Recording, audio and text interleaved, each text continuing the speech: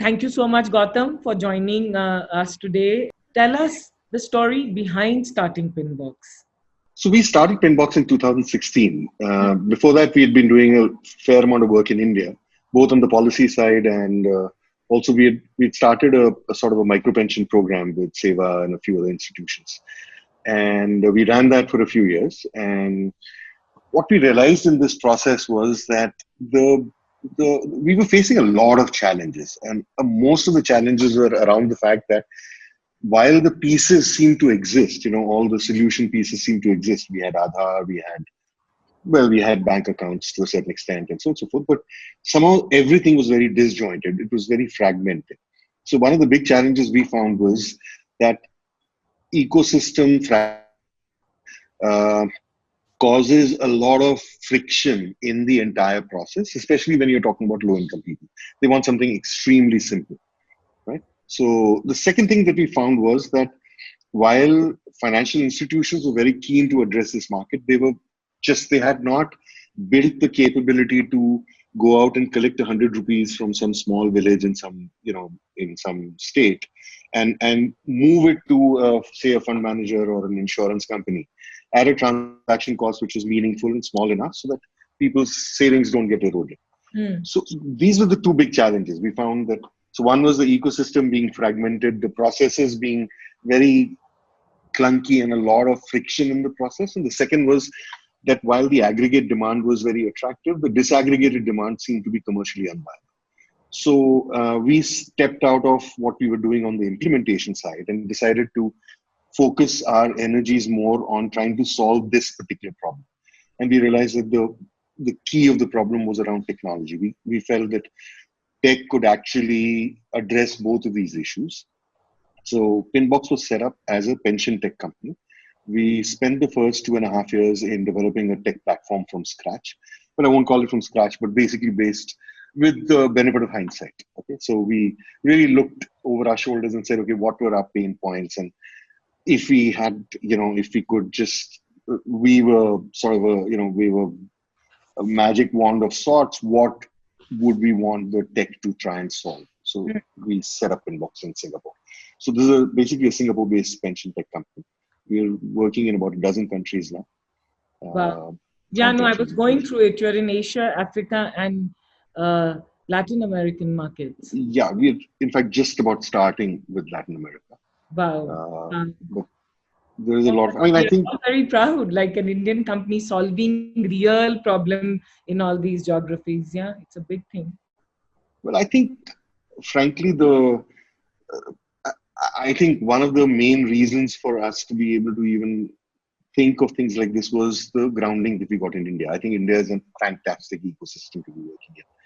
And I think what we learned in India,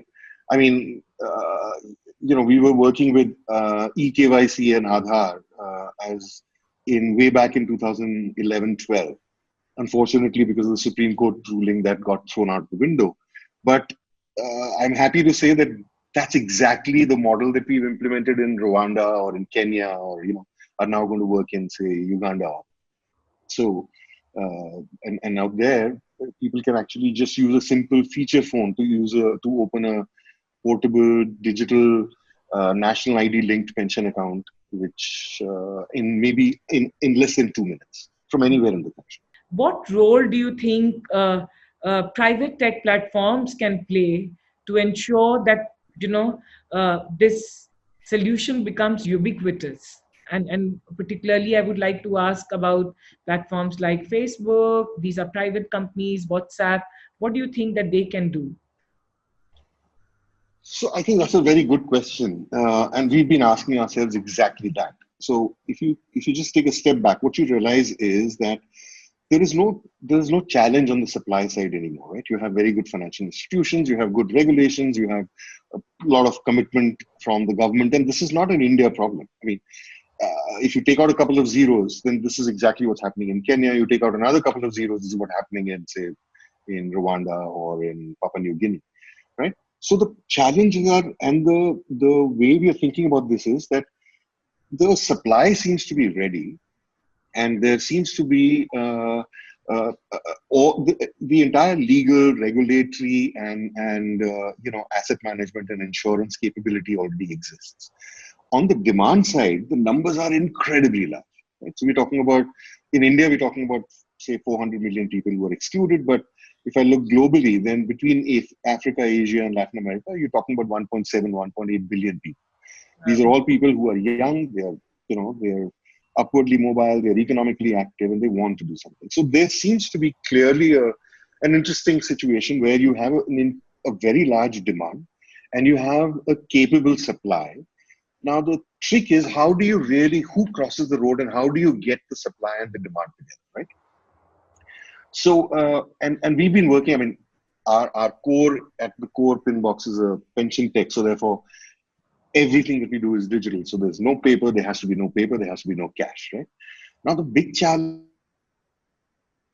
where I'm sitting in Nigeria, uh, the people we are dealing with, the level of education that a lot of them have might not be very high, right? Their ability to then, even if Pinbox was the cleverest company in the world in terms of tech and UI and everything else, we would still, I think, face a challenge where we would need to get some Anganwadi or some self-help group woman in some district in India or some motorcycle rickshaw person in Rwanda to download our app and then go through the hard work of learning that from scratch. Right? And here I'm saying that assume we've spent a lot of money and time and effort on building that app, which we did. Right? So we have an app. But the challenge is that the so one, I'm trying to solve for a retirement literacy problem. I'm trying to get people to appreciate the fact that this is something that they should be doing at the age of 20, 21, 22, and not wait till they are my age to start thinking about retirement. So while I'm focusing on the retirement literacy part or the financial literacy part, if you add a digital literacy component, then it's a very large battle again. Right? So what we said was, if we can sidestep digital literacy, if we can do that, can't we use platforms that people are already used to using? So, and if that happens, then I don't have to tell, let's say, your domestic help or mine. And my domestic help has 2 smartphones, and she's always on WhatsApp. I mean, that day I Yeah. was telling her, well, why don't you, she wanted some tests to be shown, or her brother's medical test reports to be shown to a friend of mine. So I said, "Aapka le aana wo test reports," and she said, "Why don't I just WhatsApp them to you?" And I think that was amazing, right? So the I think the sense that we have is that if we can get people to use tools that are not new, that they don't have to struggle through, Yeah. and they're used to using every day, Yeah. then I think 80% of the battle is won. And when you look at something like WhatsApp, I mean, today I can do everything on WhatsApp. I can open an account. If I'm a client, I can access my account balance. I can upload a claim certificate, or I can, do whatever else I want to do on a platform that I'm using most of my waking hours every day. Yeah. The interesting part is that the same platform then can be, since we are not focused only on India but globally, then the same platform works across the world. Uh, and it's very easy to change languages. So the Yeah. UI Yeah. can be changed. So my maid need not interact in English; she could be interacting in Hindi. I want to understand is from a digital payments space, do you think that we need to grow the digital payment ecosystem? I think again that's a very relevant question in the pensions context, even more so because if you look at it, there are broadly 3 parts of a pension transaction in my life. Let's say if I'm a consumer who's joining a scheme, one, I have to open an account, right? Then for the next 30, 35 years, the main relationship that I have with my pension account is I keep putting money in, right?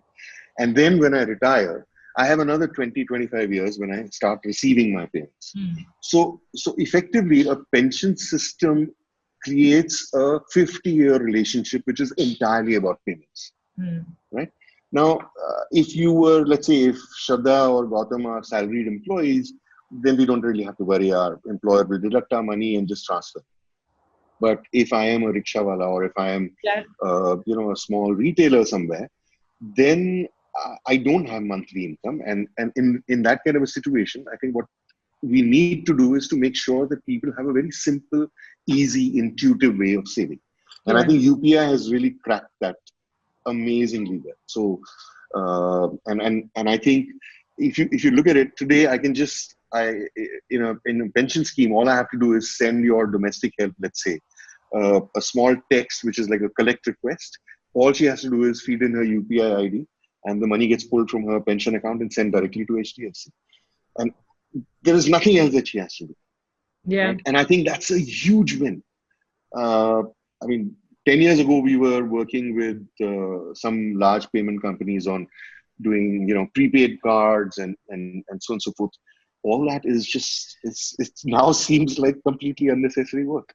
So Yeah. I think digital payments, I think you need to put both your feet on the accelerator, whether I'm NPCI or I'm the RBI or Government of India, to try and get as much traction and utility as possible. Because if people start using, it's the same as WhatsApp for chats and then using it for other things.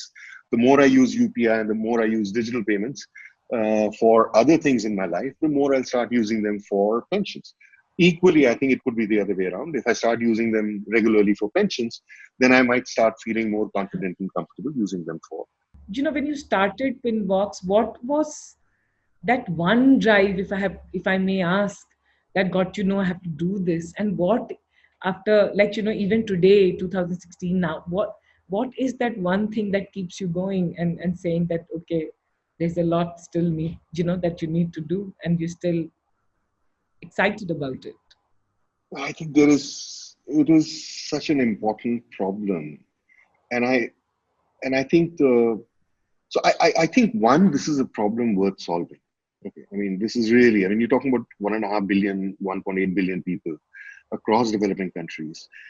The challenge is left to themselves, they're just not really doing much. Yeah. I mean, look what happened during what's currently happening as far as all the reverse migration that we are seeing. I mean, why people are running back to villages is principally because they don't have any savings. So how am I sitting at home and working, or how are you sitting? Well, you're not sitting at home, but let's say how are Yeah. people Yeah. Yeah. managing at home because they have some savings to fall back on, Yeah. and a lot. It just shows that most of India, at least the 100 million urban migrant workers, didn't really have enough money even for a month or two. Yeah. So if you don't have money for a month or two, then when you're old and you're facing a 20-year retirement, which you are forced into because you can't work anymore, then how are you going to, really eat? How are you going to survive? Equally, if you look at it from a government's point of view, uh, I mean, we've been struggling to, deliver cash transfers and food and I think we're going to take a serious hit at a fiscal level just in providing support for 2, 3, 4 months. Imagine if the government had to do this for 400 million people year after year for say 20 years. I mean, our estimate is that if I mean, you're going to be looking at about 300 million people in the next 20, 25 years who will be old and who will be destitute because they will not get a pension from whatever they do today. Yeah. And for these people, if the government was to pay even $1 a day of pension, which is not much really, you think about it, that's going to amount to almost 10 trillion rupees, about half your current tax revenues, or maybe 5% of GDP. I mean, we just can't afford that. So I think if the government can't afford to do this, and if individuals left to themselves are not preparing adequately, I think there is a role to, it is feasible to catalyze some pieces of this. And what really keeps us going and very motivated is the number of people out there and the number of institutions out there who genuinely want to do good. Yeah. Whether it is civil servants or it is regulators or financial institutions, I really, and again, this is not an India thing. I mean, we've done a lot of work in Africa and we find that it's the same there. What does it take to succeed, for Pinbox? What are some of the things you have to do right to achieve that big audacious ambition that you have? Because like you rightly said, it's 1.5, 1.8 billion market. And what are some of the things you have to get right to succeed? So I think to succeed, I would think there are two or three parts to us succeeding. One part is the mechanics of, how does a woman in, say, who's a Mission Shakti member of a small self-help group in Ganjam, how does she uh, realize that she should start saving for old age? And what is the mechanics around how easy is it for her to open an account? How easy is it for her to save? How easily can she get access to information and confidence and so on and so forth, right? So I think that's one part. I think we've solved that to a large extent. I think because the ecosystem was there, and I think our tech there serves as the glue. So we bring the pieces together to make that happen. But what is still ahead of us, and I think where we need much more effort, is around things like I would call it the science around behavioral finance. So it's really, so you solve the nuts and bolts issues, but I think the science is still ahead of us. How do you motivate somebody who's worried about today and tomorrow to Yeah. think about, listen, you must actually, defer some consumption, set aside some money. So how do you get behavioral outcomes on a more sustained basis by a population which has very intermittent and very modest incomes and so many risks? So I think there is a great role there for AI and machine learning and behavioral interventions, and I think a lot of our focus is there now. As far as what we do generally is concerned, I think what we've been able to solve for is that today, if say Nigeria wanted to or decided that we want to launch a national level pension program for low income informal sector workers, we can actually help them to achieve that outcome within 3 months. We can help them to set up a national scheme, Wow. and, and they will not need to spend money on this because the entire program actually leverages the existing digital financial inclusion infrastructure. So you don't have to set up new institutions. You don't have to do much new. You're just leveraging what already exists to achieve that. Wow. Uh, Last, before I let you go, and I'm like so excited with this. Pinbox, what were you doing before Pinbox? And tell us about the team that came together, and tell me about the inside workings of Pinbox. We're a very small team, but we started off life as advisors to the government of India. We helped to design a scheme called the National Pension Scheme, Ah, the NPS. So we worked with the Ministry of Finance for about a decade on doing civil service pension reforms, and thereafter helping to expand the scheme for non civil servants. Thereafter, in I think around 2006-7, we set up a micro pensions company, and I think that was probably the most exciting time that I've ever spent. So we built that from zero as just a mad idea into a program which was running, which was helping about 25 lakh low-income women to save for their retirement. In 2015, I exited that company and I set up Inbox with a bunch of people in Singapore. Uh, an important partner in crime is a lady called Parul Khanna. So Parul comes from the media background. In fact, she spent a lot of time with NDTV and CNBC. And she brings in a lot of the I would say the comms part and how do you think about outreach? She's running a fantastic program called Gift to Pension, which we're going to be launching in India in the next about 3 weeks or 4 weeks. And then we have a couple of other people who are, experts in the insurance side. We have people who are techies, hardcore tech people. So we have, I think, put together our team is probably the only team which in the world, I think, which has over 20 years of experience working specifically in the micro pension space.